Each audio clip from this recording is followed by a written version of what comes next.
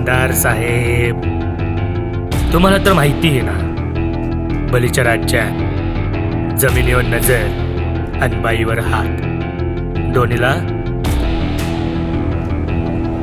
एकच सजा.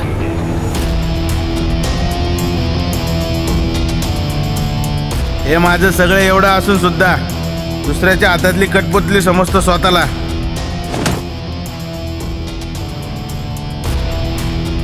असं वाटतं एका एकाला लाईनीत उभं राहून गोळ्या घालाव्या.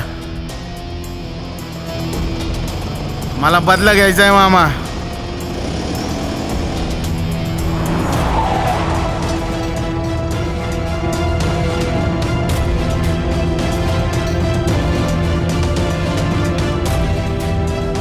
भगवान कृष्ण त्यांच्या मनात आलं असतं तर ते सुदर्शन चक्राने एका दिवसात कुरुक्षेत्राच्या युद्धाचा शेवट करू शकले असते. महाभारत घडलेच नसते. पण कृष्णाने ते नाही केले,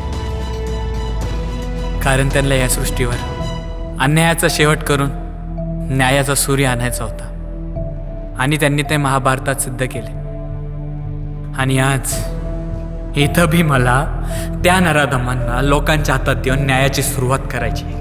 बली, काय नाव ठेवायचं रे बाळाचं? गीता. आपले आई बाबा कुठे गेले? आपले आई बाबा देवाच्या घरी. देवाचे घर खूप छान असतं का? रोना बाबा मला म्हणत होते की आता तुझं तू कर सर्व. रोना बाबा देवाच्या घरी जाणार. दादा, मी पण जाऊ का देवाच्या घरी? मला पण आई बाबांना भेटायचंय. तुम्हा पत्रकारांना काय वाटते, मी काय मांजर आहे जे डोळे बंद करून दूध पितंय आणि त्याला काहीच माहीत नाही असं वाटतंय का तुम्हाला? हे बघा, मला सगळं माहिती आहे आणि ते माझ्याच मुलांनी केलं हे अजून सिद्ध झालेलं नाही आहे. तेव्हा तुम्ही पत्रकारांनी एक काम करा, तुमची तोंड आणि तुमचा पेन जरा आवरतं घ्या. खाकी सांगतोय साहेबाला, हे गाव आहे ना आमचे आणि तर आमचा कायदा चालतो, तर तो कसा चालणार ना ते कळलं गाववाल्यांना आणि त्या भाडव्यांना पण.